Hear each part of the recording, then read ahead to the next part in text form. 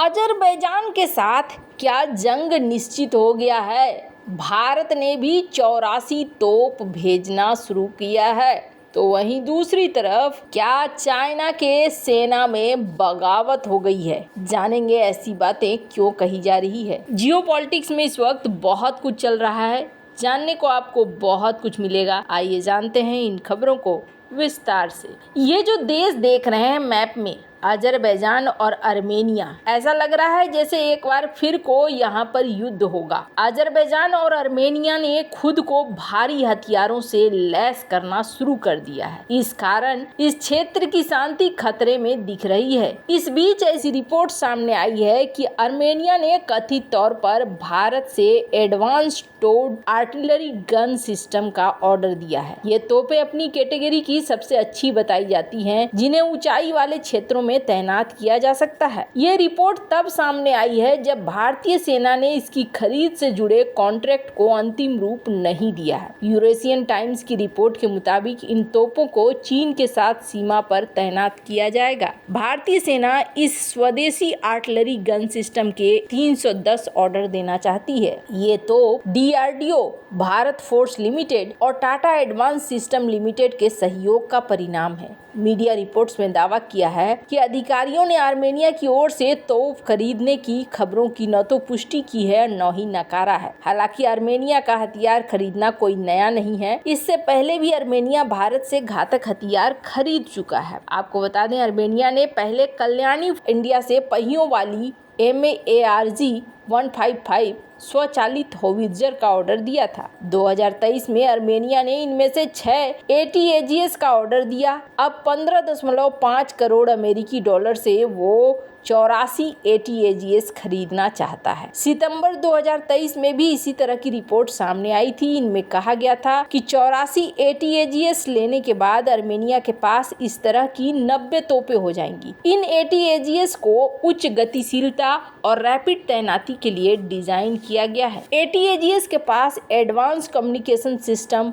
और automatic command and control system है। ATAGS Soviet vintage T30 towed 122 mm howitzer और 2A65 MSTAB 152 mini toad howitzer की जगह लेगा। उच्च ऊंचाई वाले जगह पर इसे चलाया जा सकता है, जो इसे अर्मेनियाई सेना के लिए बेहतर बनाता है। अर्मेनिया भारत का पहला निर्यात ग्राहक होगा, जो भारत के लिए बड़े अवसर खोल सकता है। ये तोप हर मौसम और इलाके के लिए बेहतर है। 50 किलोमीटर के लक्ष्य पर यह हमला कर सकता है। 60 सेकंड में 5 राउंड और 60 मिनट में 60 राउंड निरंतर दर से ये फायरिंग कर सकती है। खैर, यहाँ पर भारत के लिए जहाँ एक बहुत ही अच्छी पहुँच मिल रही है, तो वहीं दूसरी तरफ चाइना से कुछ ऐसी खबरें निकल कर आ रही हैं जिसमें चाइना की सेना में क्या फूट पड़ चुका है, इसकी कहानी निकलकर सामने आ रही है। स्क्रीन पर आप देख सकते हैं एक आर्टिकल। काफी पहले एक आर्टिकल आया था और अमेरिका ने तहलका मचा दिया था, ये कह के कि जो रिपोर्ट है वो रिपोर्ट ये बता रही है कि चाइना का जो रॉकेट फोर्स है, उस रॉकेट फोर्स में मिसाइलों में पानी भरा है, न कि फ्यूल भरा है। अब मामला क्या था, स्क्रीन पर देख रहे हैं। ये चाइना के रक्षा मंत्री ली सांगफू को बैन लगाया था अमेरिका ने। क्यों बैन लगाया था? क्योंकि इन्होंने चाइना के रॉकेट फोर्स में बड़ा बदलाव कर दिया था।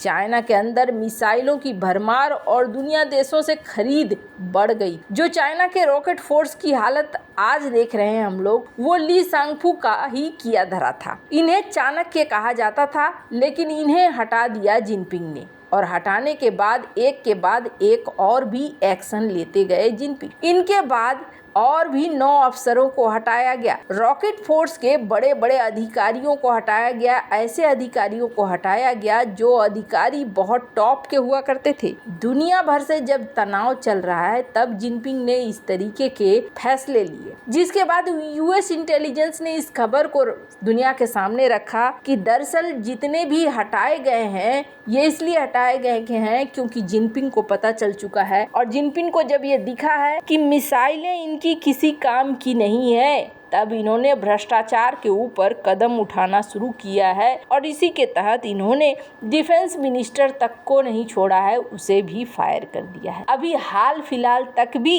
इसी तरीके की फायरिंग की खबर आती रही है।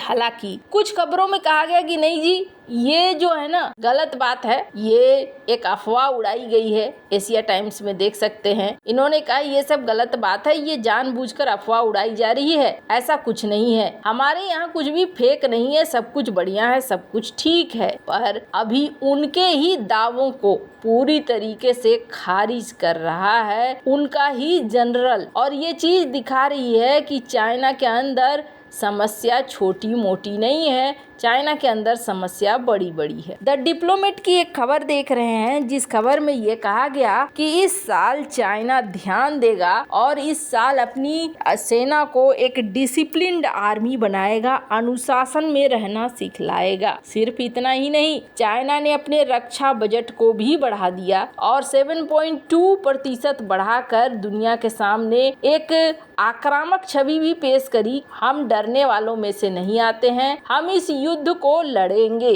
और न सिर्फ इतना, बल्कि डिफेंस बजट के साथ साथ इन्होंने अपनी बोलचाल भी बदल दी। जो ताइवान के लिए कभी ये कहते थे कि हम दोस्ताना तरीके से, शांतिपूर्ण तरीके से हम मिला लेंगे, अब इन्होंने ये बातें कहनी बंद कर दी और इसकी जगह अब ये बात कह रहे हैं कि हम हर तरीके से मिलाकर रहेंगे। कहने का अर्थ ये हो गया कि जहाँ ताकत इस्तेमाल करनी होगी, ताकत इस्तेमाल करेंगे। अब आए दिन क्या होता है, आए दिन चाइना कोई न कोई मिलिट्री अभ्यास कर रहा होता है। जैसे कि स्क्रीन में देखिए, चाइना म्यांमार बॉर्डर पर एक खास ड्रिल की गई। ताइवान तो खिलौना हो गया है, ताइवान के आसपास तो बराबर ही ड्रिल होती है। और कभी कभी आपको देखने को मिलेगा कि अमेरिका के युद्धपोतों को ये मारकर गिरा रहे हैं रेगिस्तान में। कई बार ये देखने को मिलेगा कि अमेरिका की पनडुब्बी को तबाह कर रहे हैं। कई बार ये भी देखने को मिलेगा कि ये गुआम पे हमले का अभ्यास कर रहे हैं। इन सब के बीच में इनके जनरल ने हड़कंप मचा दिया है। वैसे आपको बता दें, इनके जनरल को भुगतना पड़ेगा।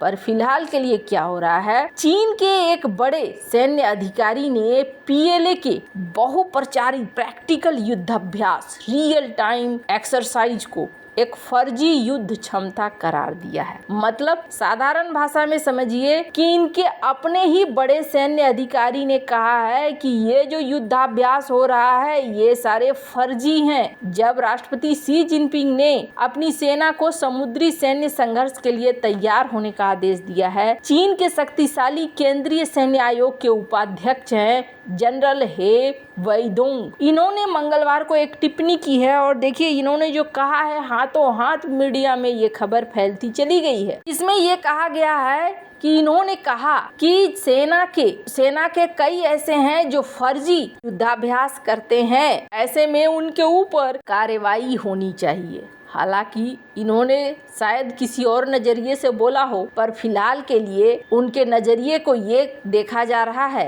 कि चाइना ये सब कुछ कर रहा है, पर इसके अलावे फर्जी युद्धाभ्यास भी चाइना के अंदर हो रहे हैं। वैसे आपको क्या लगता है इन सब मामले में, आपकी क्या राय है, कमेंट कर जरूर बताएं। जल्द मिलते हैं अगले वीडियो में नई खबर के साथ।